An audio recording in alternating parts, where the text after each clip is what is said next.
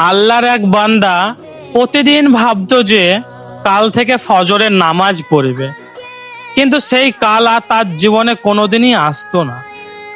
তাই সে হতাশ হয়ে এক রাতে আল্লাহর কাছে কান্না করে দোয়া করতে লাগলো।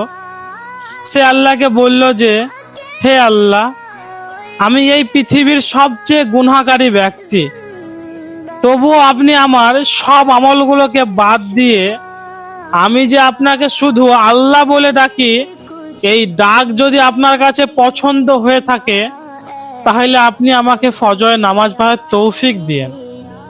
আর যদি পছন্দ না হয়ে থাকে তাহলে আপনি আমাকে ইবাদত করার তৌফিকই দিয়েন। এরপরে কি হলো? সেই রাতের পর থেকে সেই বান্দার জীবনটাই বদলে গেল।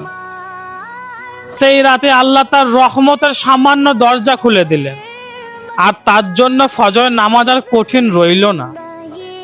ফজরের নামাজ তো অনেক দূরের কথা, আল্লাহ তাকে তাহাজ্জুদের নামাজের জন্যও তুলে দিতেন। সুবহানাল্লাহ।